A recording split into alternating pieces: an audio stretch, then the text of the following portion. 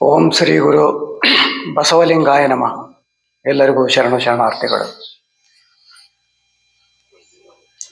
ವಿಶ್ವಗುರು ಬಸವಣ್ಣನವರನ್ನು ಮನದಲ್ಲಿ ನೆನೆಯುತ್ತಾ, ಬಸವಣ್ಣನವರು 12ನೇ ಶತಮಾನದಲ್ಲಿ ವಚನ ಸಾಹಿತ್ಯವನ್ನು ಜಗತ್ತಿಗೆ ನೀಡಿದರು. ವಚನ ಅಂದರೆ ಮಾತು, ಭಾಷೆ ಅಂತ ಹೇಳಿ ಅರ್ಥ. ಅದಕ್ಕೂ ಮೊದಲು ಸಂಸ್ಕೃತಮಯವಾಗಿರುವಂತಹ ಭಾಷೆ ಇತ್ತು. ಅದು ಜನರಿಗೆ ಅರ್ಥ ಆಗ್ತಾ ಇರಲಿಲ್ಲ. ಜನರಿಗೆ ಸುಲಭವಾಗಿ ಅರ್ಥ ಆಗಬೇಕು ಅಂದರೆ ಜನರ ಭಾಷೆಯಲ್ಲಿ, ಆಡು ಭಾಷೆಯಲ್ಲಿ ನುಡಿಯನ್ನು ಹೇಳಿದರೆ ಅವರಿಗೆ ಬಹಳ ಬೇಗ ಅರ್ಥ ಆಗುತ್ತೆ ಅಂತ ಹೇಳಿ ಸುಲಭವಾಗಿ ಅವರು ವಚನಗಳನ್ನು ಹೇಳಿದರು. ವಚನಗಳ ಮೂಲಕ ಸಮಾಜದ ಅಂಕುಡೊಂಕುಗಳನ್ನು ತಿದ್ದಿದರು. ಮಾದರಸ ಮಾದಲಾಂಬಿಕೆಗೆ ಪುತ್ರನಾಗಿ ಜನಿಸಿ ಬಸವಣ್ಣನವರು ಕಲ್ಯಾಣದಲ್ಲಿ ಅನುಭವ ಮಂಟಪವನ್ನು ಸ್ಥಾಪನೆ ಮಾಡಿದರು. ಅನುಭಾವಿಗಳಿಂದ 770 ಶಿವಗಣಗಳು ಅಲ್ಲಿರ್ತವೆ. ಅನುಭವ ಮಂಟಪವನ್ನು ನಾವು ಸಂಸತ್ತು, ವಚನ ಸಾಹಿತ್ಯದ ಸಂಸತ್ತು ಅಂತ ಕರಿತೇವೆ. ಈಗೇನು ಪಾರ್ಲಿಮೆಂಟ್ ಅಂತ ಇದೆಯಲ್ಲ, ಮೋದಿಯವರು ಪ್ರಧಾನಿಯಾಗಿದ್ದಾರೆ, ಅದು ಸಂಸತ್ತು. ಅಲ್ಲಿ ಸಂಸತ್ತಿನಲ್ಲಿ ಪರವಿರೋಧ ವಿಚಾರಗಳು ನಡೀತವೆ. ದೇಶದ ಬಗ್ಗೆ ಚರ್ಚೆ ನಡೀತದೆ. ದೇಶದ ಬಗ್ಗೆ ಅಭಿವೃದ್ಧಿ ಏನು, ನಮ್ಮ ದೇಶ ಯಾವ ಪಥದಲ್ಲಿ ಹೋಗಬೇಕು ಅಂತ ಹೇಳಿ ಅಲ್ಲಿ ಚರ್ಚೆ ಮಾಡ್ತಾರೆ. ಲೋಕಸಭೆಯಲ್ಲಿ ಪ್ರಧಾನಿ, ನಮ್ಮ ದೇಶದ ಪ್ರಧಾನಿ ಅದರಲ್ಲಿ ಮುಖ್ಯಸ್ಥರಾಗಿ ಇರ್ತಾರೆ. ಅದೇ ತರಹ ಬಸವಣ್ಣನವರು ಅನುಭವ ಮಂಟಪದಲ್ಲಿ ಪೀಠಾಧ್ಯಕ್ಷರನ್ನಾಗಿ ಅಲ್ಲಮ ಪ್ರಭುಗಳನ್ನು ಅಲ್ಲಿ ಕೂರಿಸ್ತಾರೆ. ಅಲ್ಲಮ ಪ್ರಭುಗಳು ವಿಚಾರವಂತರು, ಜ್ಞಾನ ಭಂಡಾರಿಗಳು, ಅರಿವಿನ ಜ್ಞಾನಿಗಳು, ಷಟ್ಸ್ಥಲ ಬ್ರಹ್ಮ ಅಂತ ಹೇಳಿ ಅವರನ್ನು ಕರೀತಾರೆ. ಅಷ್ಟು ಬುದ್ಧಿವಂತರು. ಅವರು ಮೊದಲ ಪೀಠಾಧ್ಯಕ್ಷರಾಗ್ತಾರೆ. ನಂತರದಲ್ಲಿ ಅವಿರಳ ಜ್ಞಾನಿ ಚನ್ನಬಸವಣ್ಣನವರು, ಅವರು ಅಧ್ಯಕ್ಷರಾಗ್ತಾರೆ. ಅಲ್ಲಿ 770 ಗಣಗಳು ಇರ್ತವೆ. ಹೀಗೆ ಎಲ್ಲ ಕೂತ್ಕೊಂಡಿರ್ತಾರೆ. ಶರಣರು ಎಲ್ಲರೂ ಕೂತ್ಕೊಂಡಿರ್ತಾರೆ. ಬಸವಣ್ಣ, ಚನ್ನಬಸವಣ್ಣ, ಅಲ್ಲಮ ಪ್ರಭುಗಳು, ಅಕ್ಕ ಮಹಾದೇವಿ, ಅಕ್ಕ ನಾಗಮ್ಮ, ಆಯ್ದಕ್ಕಿ ಲಕ್ಕಮ್ಮ, ಹಾಗೆ ಮಡಿವಾಳ ಮಾಚಯ್ಯ, ಅಂಬಿಗರ ಚೌಡಯ್ಯ, ಮಾದಾರ ಚೆನ್ನಯ್ಯ, ನುಲಿಯ ಚಂದಯ್ಯ, ಗಟ್ಟಿವಾಳಯ್ಯ, ಎಲ್ಲ ಶರಣರುಗಳು ಕೂಡ ಅಲ್ಲಿ ಇರ್ತಾರೆ. ಅವ್ರು ಚರ್ಚೆ ಮಾಡ್ತಾ ಇರ್ತಾರೆ ಒಬ್ರಿಗೊಬ್ರು. ಎಂತಹ ಚರ್ಚೆ! ಸಮಾಜಮುಖಿಯಾದ ಚರ್ಚೆ ಇರುತ್ತೆ. ಒಬ್ಬರು ಮತ್ತೊಬ್ಬರಿಗೆ ತಿಳಿಸ್ಕೊಡೋದು, ಒಬ್ಬರಿಗೆ ಅರ್ಥ ಆಗದೆ ಇದ್ರೆ ಮತ್ತೊಬ್ಬರು ಅರ್ಥ ಆಗುವಂತೆ ಹೇಳೋದು. ನಾನು ಎಂಬ ಅಹಂಕಾರ ಅಲ್ಲಿ ಇರೋದಿಲ್ಲ. ಜ್ಞಾನದ ಚರ್ಚೆ, ಒಬ್ಬರು ಒಬ್ಬರಿಗೆ ಹೇಳಿ ತಿಳಿಸ್ಕೊಡುವಂತಹ ಚರ್ಚೆ. ಅಂತಹ ವಚನ, ಅವುಗಳನ್ನು ಚರ್ಚೆ ಮಾಡ್ತಾ ಇರ್ತಾರೆ. ಅಂತಹ ಒಂದು ಅನುಭವ ಮಂಟಪ 12ನೇ ಶತಮಾನದಲ್ಲೇ ನಮ್ಮ ಒಂದು ನಾಡಿನಲ್ಲಿ ಇತ್ತು.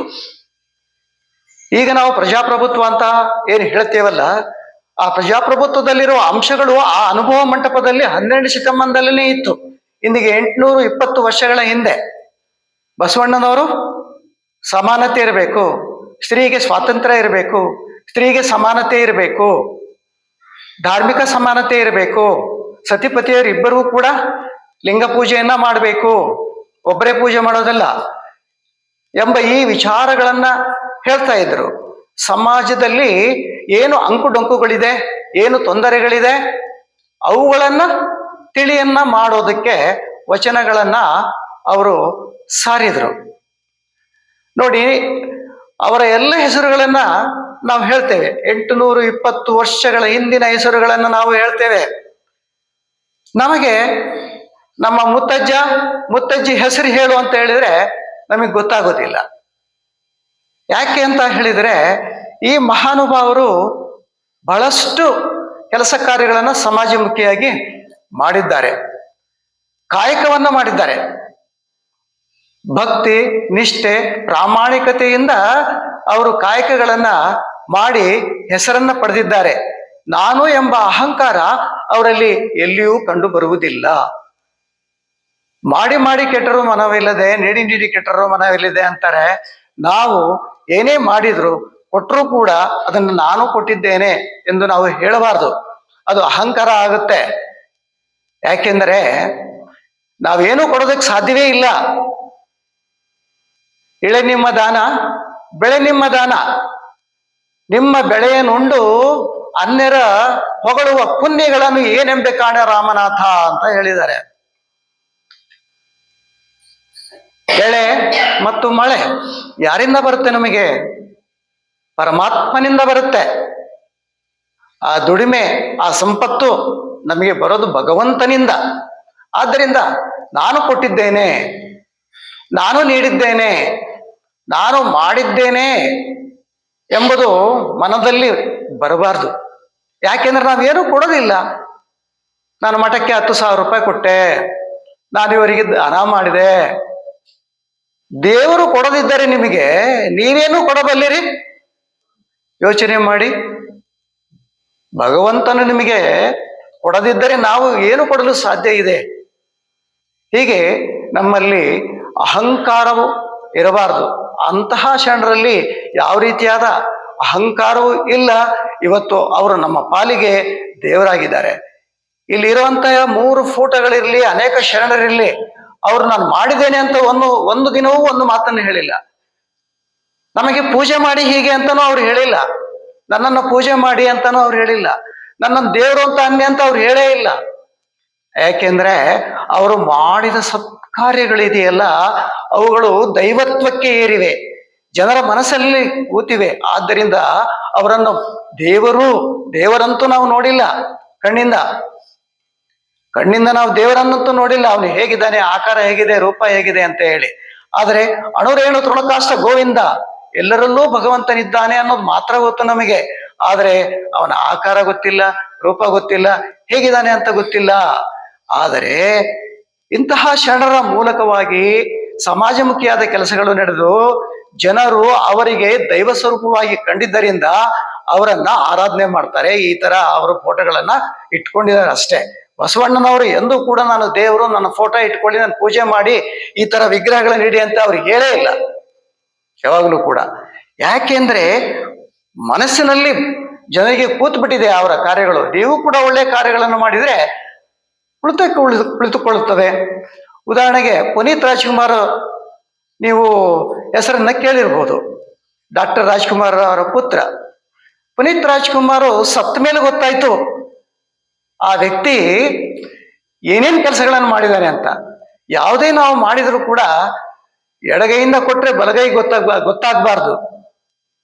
ನಾವೇನೇ ಮಾಡಿದ್ರು ಕೂಡ ಅದನ್ನ ಹೇಳ್ಕೋಬಾರ್ದು. ಪುನೀತ್ ರಾಜ್ಕುಮಾರ್ ಅವರು ಇದ್ದಾಗ ಅವನು ನಟನೆ ಮಾಡ್ತಿದ್ದ, ಡ್ಯಾನ್ಸ್ ಮಾಡ್ತಿದ್ದ, ಫೈಟ್ ಮಾಡ್ತಾ ಇದ್ದ, ಅಭಿನಯ ಮಾಡಿ ತೋರಿಸ್ತಾ ಇದ್ದ, ಜನರ ಮೆಚ್ಚುಗೆಗೆ ಪಾತ್ರರಾಗಿದ್ದ. ಅಷ್ಟೇ ಗೊತ್ತಿತ್ತು ಜನಕ್ಕೆ.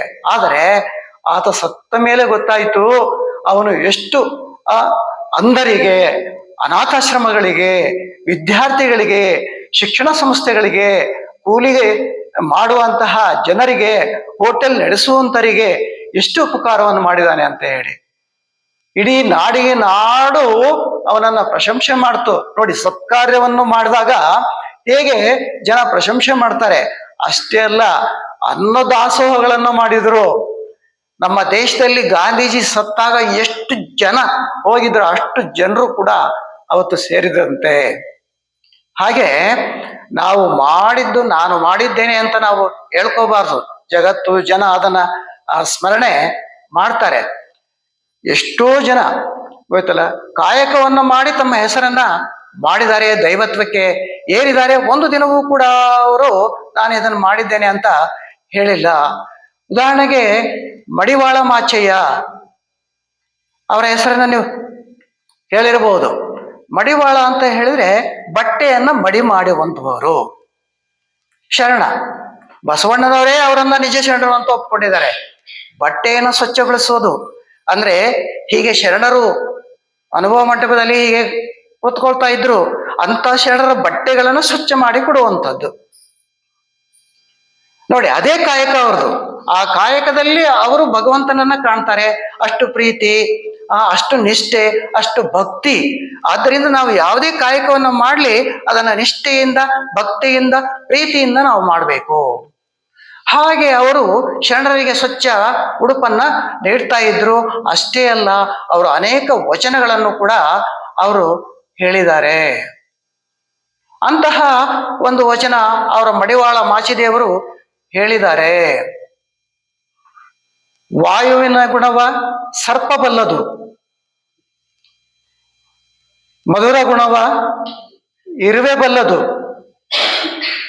ಗೋತ್ರದ ಗುಣವ ಕಾಗೆ ಬಲ್ಲದು, ವೇಳೆಯ ಗುಣವ ಕೋಳಿ ಬಲ್ಲದು, ವೇಳೆಯ ಗುಣವ ಕೋಳಿ ಬಲ್ಲುವುದು. ಇಂತಿ ಈ ಜನ್ಮದಲ್ಲಿ ಮಾನವನಾಗಿ ಜನಿಸಿದೊಡೆ ಶಿವಪಥವನ ಅರಿಯದನಕ್ಕ. ಶಿವಪಥವನ್ನು ನಾವು ಅರಿಯದೇ ಇದ್ದರೆ ಕಾಗೆ ಕೋಳಿಗಳಿಗೂ ಕರಕಷ್ಟ ಕೂಡ ಕಲಿದೇವರ ದೇವ ಎಂಬುದಾಗಿ ವಚನದಲ್ಲಿ ಹೇಳಿದ್ದಾರೆ. ಹಾಗಂದ್ರೆ ಏನು?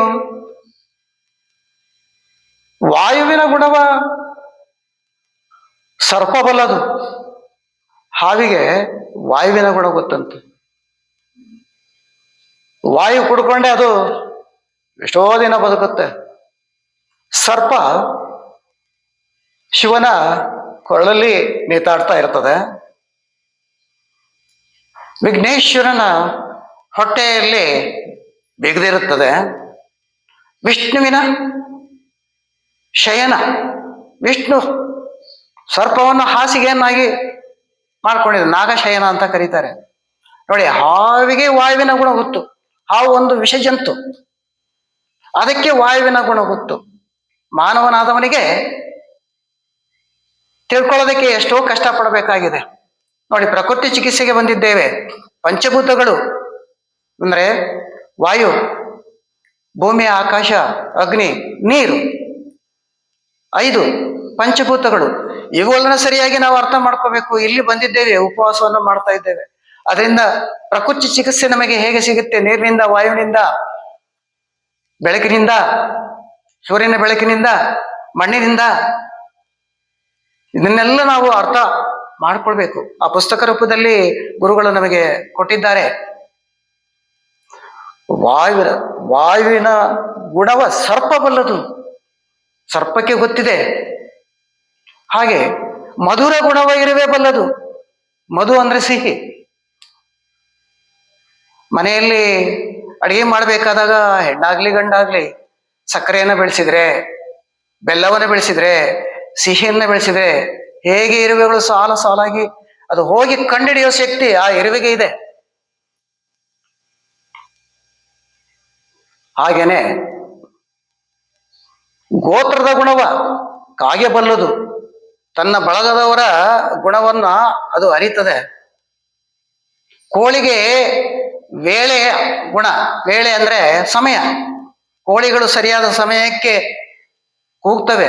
ಮನುಷ್ಯನಾದವನು ಸರಿಯಾದ ಸಮಯಕ್ಕೆ ಹೇಳೋದಿಲ್ಲ. ಗಂಟೆ ಹೊಡೆದ್ರೆ ಹೇಳೋದೇ ಕಷ್ಟ ಆಗಿದೆ. ಗಂಟೆ ಹೊಡಿತಾ ಅಂತ ಮತ್ತೊಬ್ಬರಿಗೆ ನಾವು ಕೇಳ್ತಾ ಇರ್ತೇವೆ. ಟೈಮ್ ಆಯ್ತಾ ಅಂತ ನಾವು ಕೇಳ್ತಾ ಇರ್ತೇವೆ. ಕೋಳಿಗೆ ಯಾರು ಹೇಳ್ಕೊಡ್ತಾರೆ ಸಮಯವನ್ನ? ನೋಡಿ, ಕೋಳಿ ಒಂದು ಪಕ್ಷಿ, ಅದಕ್ಕೆ ಸಮಯದ ಪ್ರಜ್ಞೆ ಗೊತ್ತು. ಶರಣರು ಹೇಳ್ತಾರೆ, ಒಂದು ಅಗುಳ ಕಂಡರೆ ಕಾಗೆ ಕೋಳಿಗಳು ಕರೆಯದೆ ತಮ್ಮ ಬಳಗವನ್ನ. ಒಂದು ಅಗುಳ ಕಂಡ್ರೆ ಸಾಕು, ಕಾಗೆ ಏನ್ ಮಾಡುತ್ತೆ? ಕಾ ಕಾ ಅಂತ ಕೂಗುತ್ತೆ, ತನ್ನ ಬಳಗವನ್ನ ಕರೆಯುತ್ತೆ. ಯಾಕೆ ಕರೆಯುತ್ತೆ? ನಾನೊಬ್ಬನೇ ತಿನ್ನಬಾರ್ದು, ಎಲ್ಲರೂ ಹಂಚಿಕೊಂಡು ತಿನ್ಬೇಕು ಅನ್ನೋ ಗುಣ ಅದಕ್ಕಿದೆ. ತನ್ನ ಗೋತ್ರದವರನ್ನು ಕರೆಯುತ್ತೆ, ತನ್ನ ಬಳಗದವರನ್ನು ಕರೆಯುತ್ತೆ. ಕೋಳಿಯೂ ಅಷ್ಟೇ ಕೊಕ್ಕೊ ಅಂತ ಕೂಗುತ್ತೆ. ಹೇಗೆ ಹಂಚಿಕೊಂಡು ತಿನ್ನುವ ಗುಣ ಇದೆ. ಸರ್ಪ ಒಂದು ವಿಷಜಂತು, ಇರುವೆ ಅದೊಂದು ಕೀಟ, ಕಾಗೆ ಕೋಳಿ ಒಂದು ಪಕ್ಷಿ. ಅವುಗಳಿಗೆ ಅರಿವು ಇದೆ. ಈ ಮಾನವ ಜನ್ಮದಲ್ಲಿ ನಾವು ಜನಿಸಿದ್ದೇವೆ. ಈ ಪಶು ಪಕ್ಷಿ ಕೀಟಗಳಿಗಿಂತಲೂ ಮಾನವ ಶ್ರೇಷ್ಠನಲ್ಲವೇ? ಮಾನವನ ಬುದ್ಧಿ ಶ್ರೇಷ್ಠವಲ್ಲವೇ? ಮಾನವನ ಮೆದುಳು ಶ್ರೇಷ್ಠವಲ್ಲವೇ? ಹಾಗಾದ್ರೆ ಮಾನವ ಇಂತಹ ಶ್ರೇಷ್ಠ ಗುಣವನ್ನ ಇಟ್ಕೊಂಡ್ರು ಇದನ್ನ ಮರಿತಾ ಇದ್ದಾನೆ. ಅವುಗಳಿಗಿರೋ ಗುಣ ಕೂಡ ನಾವು ಹೇಗೆ ಕಲಿಬೇಕು ನೋಡಿ ಅವುಗಳಿಂದ. ಹಾಗೆ ಈ ಮಾನವ ಜನ್ಮದಲ್ಲಿ ಮಾನವ ಶ್ರೇಷ್ಠ ಜನ್ಮ. 84 ಲಕ್ಷ ಯೋನಿಗಳಲ್ಲಿ ನಾವು ಎಲ್ಲದನ್ನು ಆಗಿ ಕೊನೆಗೆ ಮಾನವ ಜನ್ಮಕ್ಕೆ ಬರೋದು. ಈ ಮಾನವ ಜನ್ಮ ಶ್ರೇಷ್ಠ ಜನ್ಮ. ಇಲ್ಲಿ ನಾವು ಅರಿವಿನಿಂದ ಬಾಳ್ಬೇಕು, ಬದುಕಬೇಕು. ಆ ಜ್ಞಾನವನ್ನ ಇಟ್ಕೋಬೇಕು. ಆ ಜ್ಞಾನದಿಂದ ಶಿವಪಥವನ್ನು ಅರಿಯದನಕ್ಕ. ಕಾಗೆ ಕೋಳಿಗಳಿಗಿಂತ ಕರಕಷ್ಟ ಕಲಿದೇವರ ದೇವ. ನೋಡಿ, ನಾವು ಮನುಷ್ಯರಾಗಿ ಹುಟ್ಟಿ ಈ ಜ್ಞಾನವನ್ನ ಸಂಪಾದನೆ ಮಾಡಿ ನಾವು ಒಬ್ಬರಿಗೆ ಉಪಕಾರವನ್ನು ಮಾಡಲಿಲ್ಲ ಅಂತ ಅಂದ್ರೆ ನಮ್ಮ ಜನ್ಮ ಸಾರ್ಥಕವಾಗುತ್ತದೆಯೇ? ಮಾನವನಾಗಿ ಹುಟ್ಟಿ ಸಾರ್ಥಕವಾಗುತ್ತದೆಯೇ? ಸಾರ್ಥಕ ಆಗುವುದಿಲ್ಲ. ಆದ್ದರಿಂದ ಮಾನವನು ಅರಿವಿನ ಜ್ಯೋತಿ ಆಗಬೇಕು. ನಮ್ಮಲ್ಲಿ ನಿಮ್ಮಲ್ಲಿ ಜ್ಞಾನ ಇದೆ. ಆ ಜ್ಞಾನ ಅನ್ನೋದು ಜ್ಯೋತಿ, ಅದು ಅರಿವು, ಅದು ಬೆಳಕು. ನಾವು ನಮ್ಮ ಅಂತರಂಗವನ್ನ ಬೆಳಗಬೇಕು. ಮೊದಲು ನಾವು ನಮ್ಮ ಅಂತರಂಗವನ್ನ ಬೆಳಕೊಳ್ಬೇಕು. ನಾವು ಏನಾದ್ರು ತಿಳಿಬೇಕಾದ್ರೆ ಅಂತರಂಗದಿಂದ ಬೆಳಿಬೇಕು. ನಾವು ಹೊರಗಿನಿಂದ ಬೆಳೆಯೋದಲ್ಲ, ಅಂತರಂಗದಿಂದ ಬೆಳಗಬೇಕು. ಆದ್ರಿಂದ ಅಂತರಂಗ ಶುದ್ಧಿ ಇರಬೇಕು, ಬಹಿರಂಗ ಶುದ್ಧಿ ಇರಬೇಕು. ನಮಗೆ ನುಡಿದಂತೆ ನಡೆಯಬೇಕು. ನುಡಿ ಒಂದಾದರೆ ಮಾತ್ರ ಕೂಡಲ ಸಂಗಮ ದೇವ ನಮ್ಮನ್ನ ಮೆಚ್ಚುತ್ತಾನೆ. ಆದ್ದರಿಂದ ಅರಿವು ಜ್ಞಾನ ಬಹಳ ಮುಖ್ಯ ಅಂತ ನಾನು ಇವತ್ತು ಹೇಳ್ತೇನೆ.